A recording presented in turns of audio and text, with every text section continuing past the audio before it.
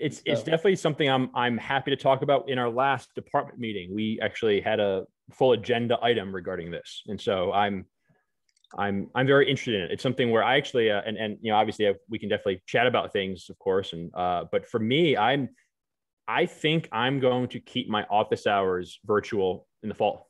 Oh yeah. Even though we're supposed to be in person, everything. I spoke to the chair and they said, hey, if that works, it's works for me. So what was the actual subject of your meeting, to be clear? So it was an agenda item of basically how do we feel about office hours? What did we learn from office hours? Do we need to change how we do these? Do we need to get back into person? Can we continue doing? I mean, more just like, I think kind of what I interpreted as the point of this meeting that we're having. Yeah. Hey, what are your thoughts on it? Did it work for you? Did it not work for you? For me, it was so much better than in-person office hours. I'm hooked. I hate to say it. I know some people are going to turn their nose up on that, and that's fine. But for me, I plan on keeping this as long as I can until the chair or dean gets upset. And why is that? For me, I think the availability. I found I was holding more office hours, and for me, it was easier. I think we all, we're in education because we like people, because we like to socialize, that's a fact, and we can't get over that.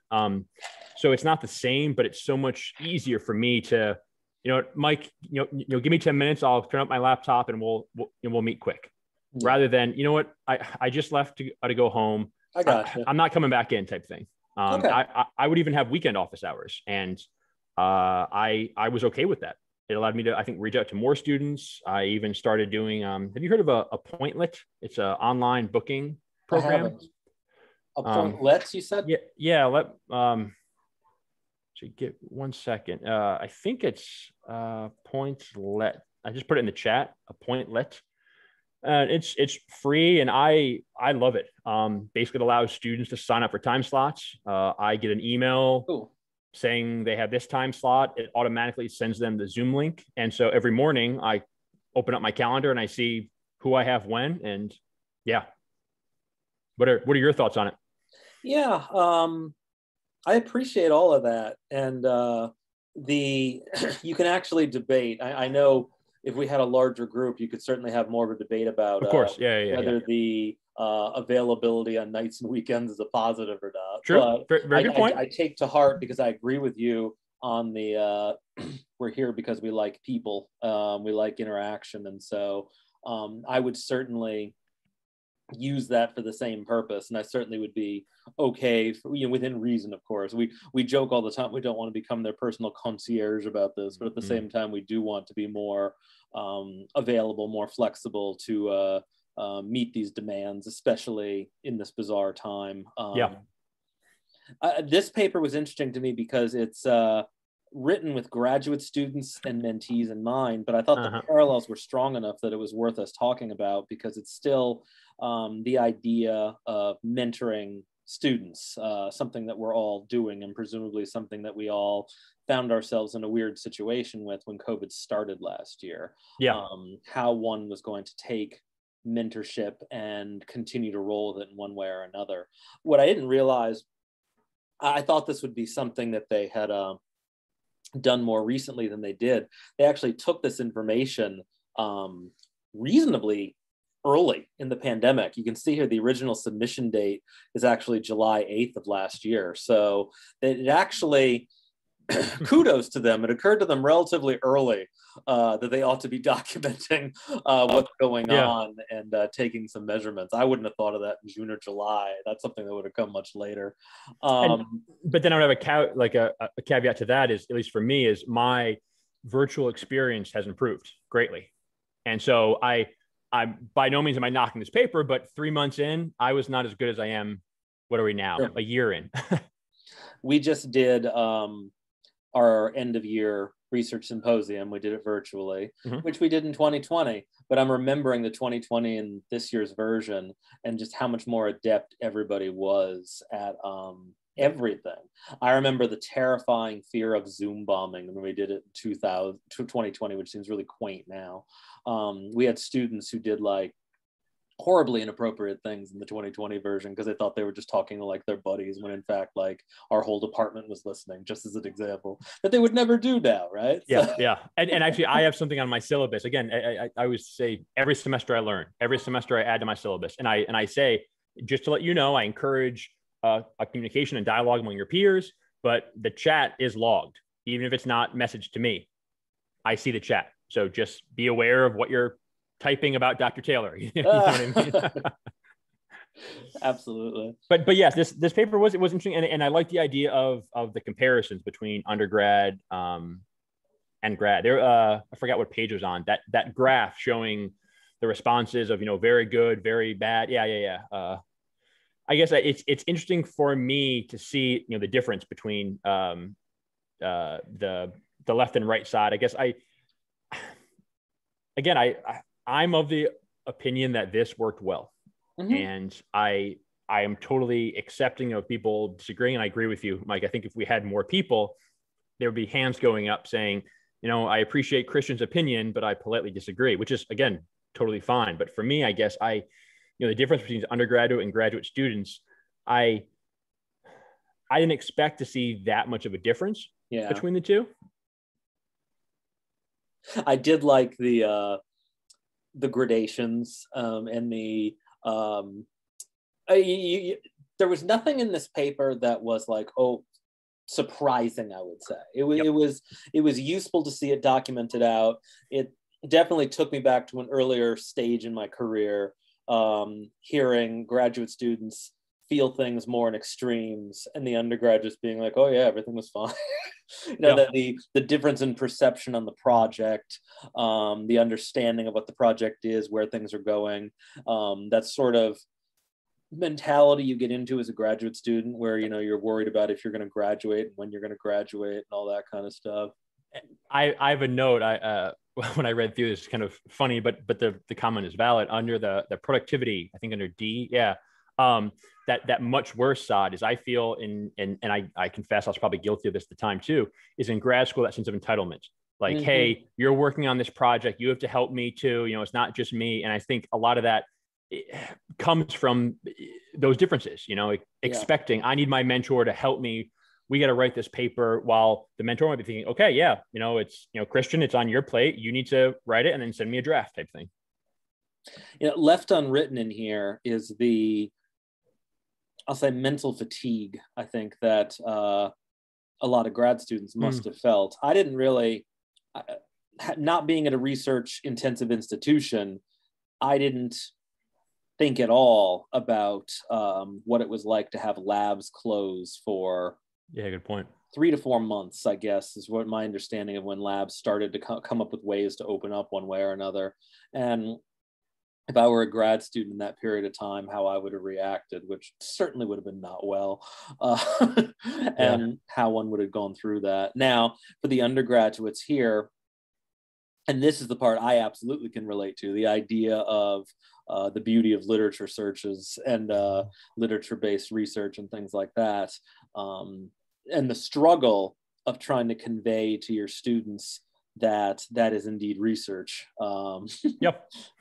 I think we've been discussed this in a previous, I mean, we've had these meetings often, but a previous meeting, how with everything here, I was pushing our department to go into data mining. And I hate using that expression because it seems unscientific, but there's a plethora, and especially in my line of work, there's a lot of this, of publicly available data that no one has done anything with. Like, that's, yes, you might not be collecting those data yourself, but the point is, this is actual research. And so kind of pushing, I gave an analogy, and I know there are many of these, and especially in your line of work as well. A good friend of mine got his PhD in 3 years, a wonderful a project just doing modeling of invasive species, just from his computer. He never went into the field, he never did anything. But the point is, you can do good work simply from a computer. You know, I mean, you know, sequence analysis. I know you have to do the sequencing and everything, but the point is, after you have that, you're done. You can just have your computer. There's it's funny that this comes from Washington University, because that's the home base of the, well, I guess still the home base, the Genomics Education Partnership.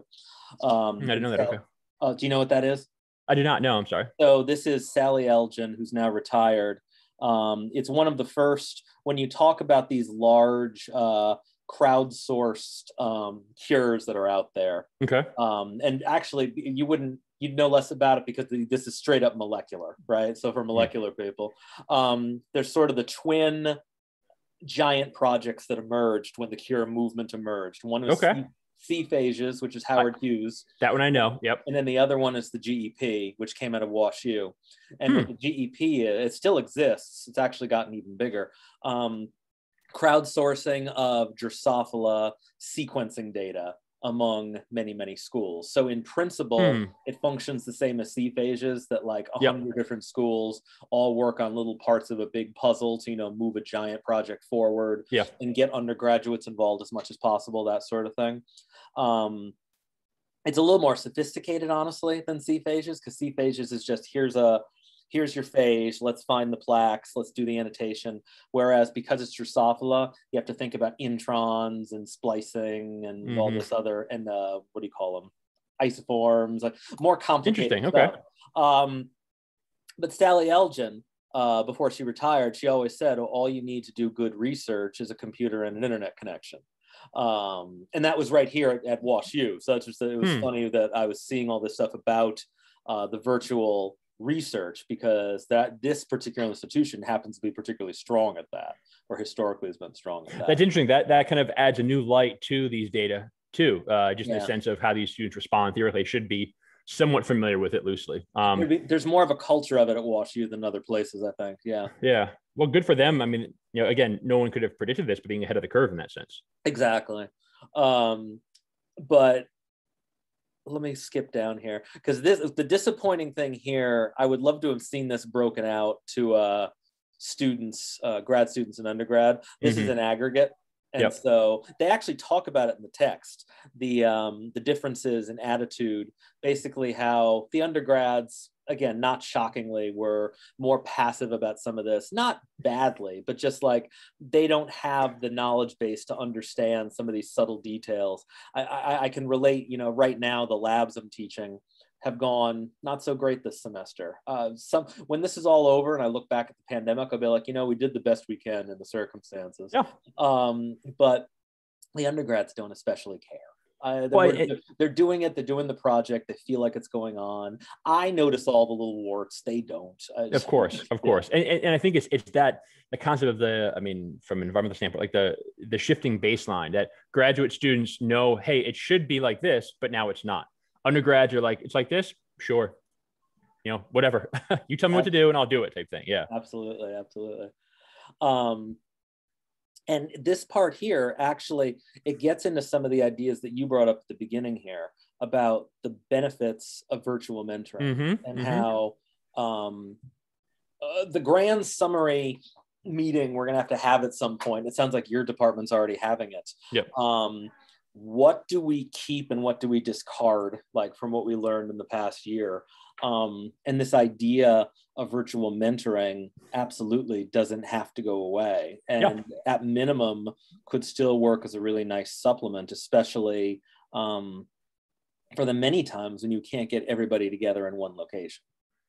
Is this the paragraph that talked about how students like to do informal, being with their understanding their mentor?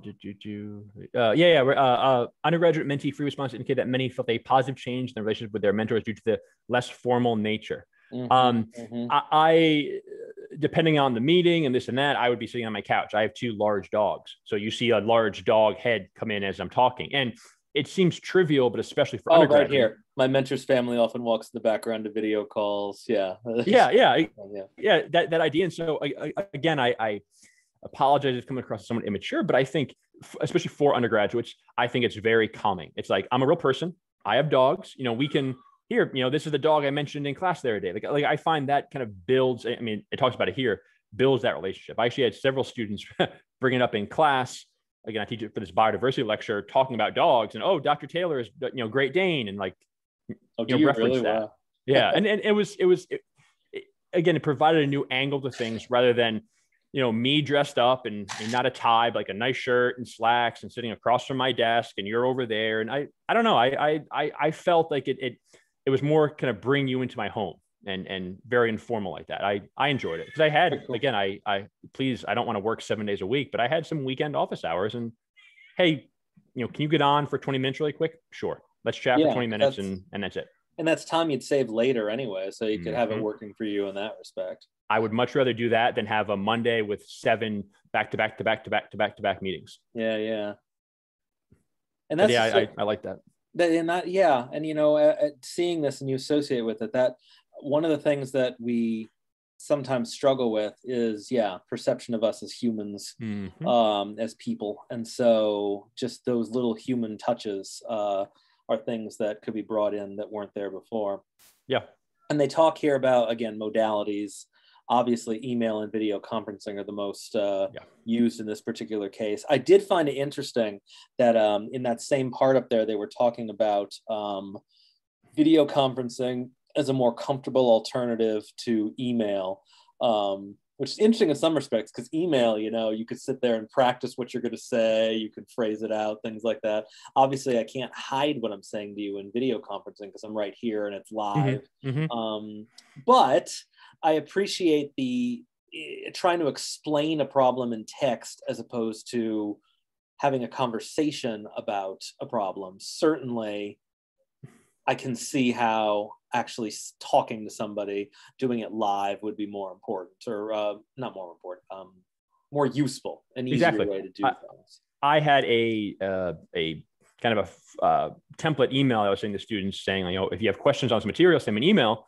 But depending on your question, I might say we should meet, because like certain processes, it's just like what you're saying. It's easier for me to simply have a dialogue, than me try to put the digestive system into an email. It's easier to talk through things. So I see that.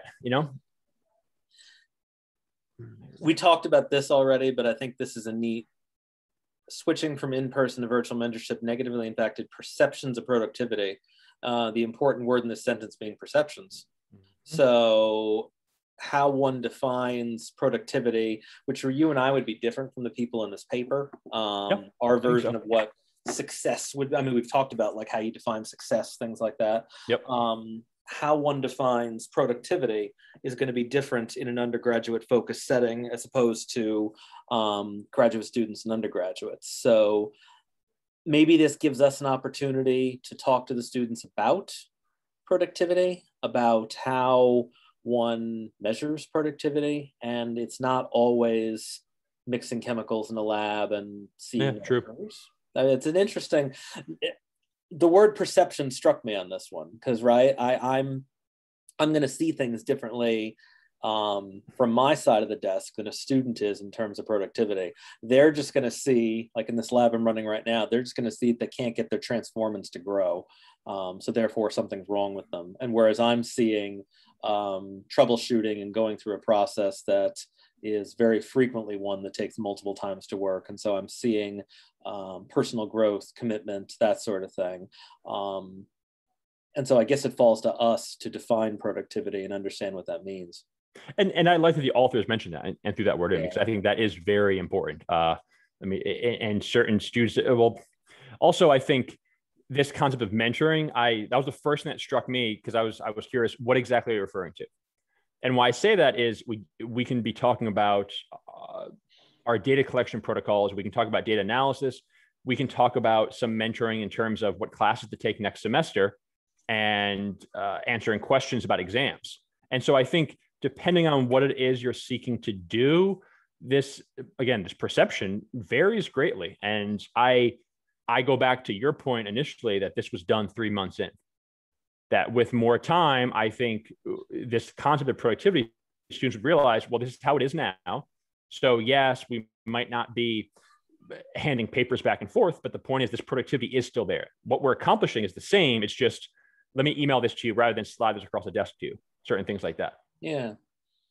And it could be, I think the way you put it, you haven't used the word toolbox, but that makes me think about it. You've added something to your arsenal, your toolbox of being able to successfully interact with students. Yeah. And then that is interesting. Yeah, this is not a shocker, of course. Virtual communication's positive, but worse than in-person communication. Sure, in a perfect world, we want to be in person. We can do it, but is this a reasonable surrogate? Sure. Like one of the interesting things about Mirroc, one of the interesting things about this whole last process is I've met maybe 3 or 4 of you, right, out of the several dozen people we've worked with, but it doesn't mean that we haven't done productive things, that we haven't had communications with each other. Correct. Yeah. And I think, again, that's the idea of kind of opening up this. For me, meeting virtually has allowed me to get to know students better, not even in terms of those I'm mentoring for research, but those in class, because it's, I say this with a grin, students are lazy. They don't want to walk across campus to my office.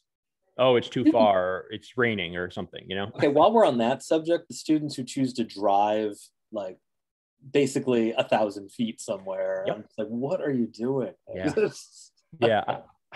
It's like, I don't want to make it feel like I'm old, but it's like when I was young, we walked. Yeah, exactly. I mean, but either way, you know, the point still remains. There is this degree of laziness. I had a discussion. I got passive aggressive with a group I advise the other day because they were like Venmo this and Venmo that, and we're having issues with something with finances. Mm-hmm. And I'm like, you know, there was a period of time not that long ago where you could walk to a bank and conduct transactions like physically at the bank. That's a thing you could still do, by the way.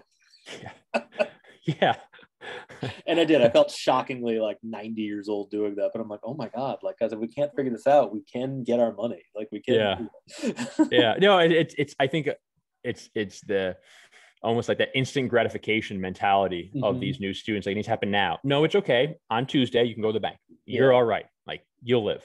But as I was saying, my point still stands of I think, and I did not record this or anything like that, I'm quite confident I had more students coming to office hours virtually than I did pre-pandemic in-person office hours. And I think a big part of that is it's easy for Mike to turn on his laptop and talk to me from the comfort of his bed than walking across the campus or this or that. And so I think in that sense, this has helped. Interesting. And in this figure 3 here, I feel bad for the segment of people who now feel much less likely for going into a STEM career. I'm like, oh my God, what happens? Like in those particular situations, like what about transitioning to virtual? Like, was it just the last straw and other things that were going wrong or something? Or yeah. I was surprised by that much less likely, that much worse. You know, I guess, you know, I feel for those people. I don't know what happened, but I feel for them. I'd be curious if there was more information. You know, I know they have these quotes thrown in, which I do like, but also I recognize those are selectively done too. Was there a supplementary material of like all? There is. I have. It's not here, but there is some. Okay. No, and I don't even see. I'm happy about that. I always have some pushback when I see papers that just kind of like pull a few things like, oh, look, they all love this, you know, well, I want to show me what everyone wrote. But I guess some of the responses aren't too surprising. Again, it goes back to this concept of that instant gratification we were discussing earlier. And I think this idea of, I don't know, wanting things done for them. I can picture students who say this, well, it's better than receiving no mentorship at all, I suppose. I can picture the actual people in my life who would do that. It's horrible. It's totally predictable though. And then to summarize this, I mean, the idea, and you, I think, outlined it really well with your experiences here, different expectations than in-person mentoring. Like what's going to happen? What is the nature of the relationship? How comfortable do people feel in the relationship? And True. Based on what you're describing, which I really like, there's something to be said for the benefits of that more casual relationship. Yeah. I can't take credit for this. A colleague in our department had a funny comment, but again, you kind of giggle and you're like, actually, that makes a lot of sense. He says, especially for with advising, you know, that we just got through that time period, and so it's difficult to show schedules and, well, here, if you come around, I'll turn my laptop or I'll turn this monitor. He says the idea of screen share truly shortens that period. Yep. It sounds almost lazy, but then you stop and think, like, I remember, you know, it sounds funny back when I did it, you know, before COVID, you'd have to like have a second monitor or turn it, or like, you know, Mike might come around and I'll show you. Yep. Just do a screen share and, hey, sign up for these courses, or look at this offering. It actually expedites the process. I think it makes it more efficient in a sense. Very interesting. Yeah. But sorry, go on.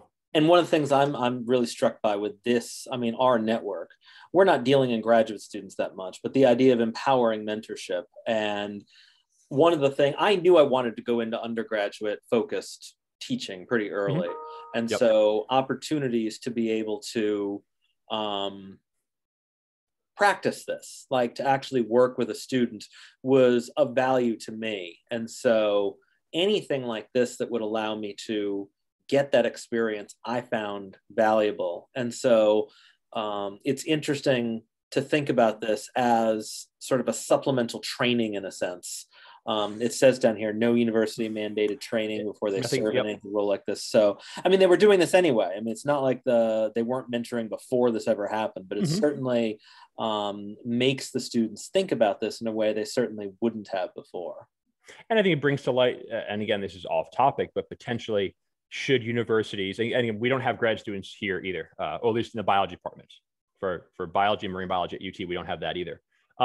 But for schools that, again, are focusing on graduate experience as well, should there be some form of research training before they can mentor?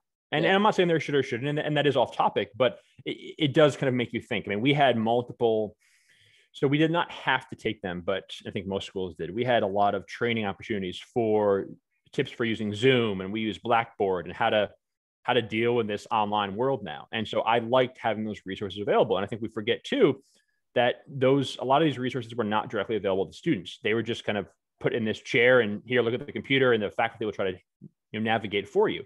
I think that was an issue we had. But as I said to begin this conversation, I'm curious, and I have not heard responses either way from the chair or the dean, if, I don't want to say be allowed, encouraged, use whatever, verb you want, to maintain these virtual office hours in the fall. Like how widespread will these virtual meetings be even after COVID? Because for me, as I said, I'm all for them. And our plan right now is to open up normally in the fall without any restrictions. I think maybe masks, but that's it. Yeah, that's pretty much where we are. And so that'd be really interesting to see. And in fact, you could, I don't know, you'd have to think about how to collect the data. I mean, that'd be something to actually look and see, like, if you were having some kind of more positive association by continuation of those. I have to think about how you would do that, but I imagine you'll be in a minority, and that would be a really interesting thing to document, like to see that even in the absence of the restrictions we've had before, that would be something useful to continue with. Yeah, almost treating it where have some of my students meet face-to-face, some virtually, and then at the end of the semester see kind of, hey, you maintained face-to-face, you went, you maintained virtual, you went to face-to-face. What are your thoughts on it? I don't know, but a lot of it comes down to the student. I am very open to this. This does not bother me. I have some colleagues in our meeting who are like, I am so happy to not talk into a laptop ever again, and things like that. And I respect that. I do.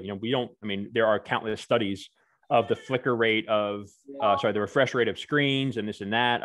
My wife works from home, and she even bought those blue filter glasses. Oh, yeah. She works for the federal government doing fisheries management work. So she's staring at spreadsheets almost all day long. And so she needed that. And so the question is, like for her standpoint, I don't think she has the same view that I do. Yeah. Well, it can suck the life out of you. But there's the question, you're looking at it, I think, in terms of shorter meetings. And there's the perspective of, I do know people that have spent like 7 hours a day on Zoom, and I could see how your perspectives would be very different depending on your own experiences. But I think what you're arguing absolutely has merit. I'm curious to see how it goes for you and for others who are going to try that. Yeah. Well, in the fall, I'll have to report back and say, in terms of, also this all might be a moot point. The chair might hear from the dean or whatever, or the provost might say, hey, you know what, we want 100% in person, office hours, whatever. And if that's the case, I'm gonna follow the line. But at the same time, as I'm very close to the chair, and he's very honest but very laid back about it. He says, I haven't heard no, I'm okay with it. So until someone yells at us, do it. So I'm probably gonna So but also I'm one of those too, is I kind of got hands off mentality. Like, are you doing the job? I don't care how you do it, as long as you're taking care of your job, your requirements, do it. I'm happy with that. So we'll see. Cool. Well, thank you very much. Yeah. Even though it's just the two of us, this has been very informative. This actually works out nicely because now I get to go teach a lab and I can actually go, not sprint up the hill. I can just walk up the hill. All right. Yeah. Well, good luck with everything. Yep. And we'll chat probably in the fall is the next one, or I need to figure out if we're going to do a big summary meeting at the end of May, if we're just going to wait till the fall, one or the other. But either way. And when, really quick, when will we hear back, do you think, from that grant we put together, resubmitted? Let's see. It's usually 6 months, so probably July. Okay, so it'll be the summer. Okay, I was thinking for all. Okay. Yeah, it's almost always a 6 month turnaround. They're only at the point, it's late April now. They're probably just reviewing them now. Gotcha. Okay. So, all right. Well, take care. Have a good summer. Yep. See you later.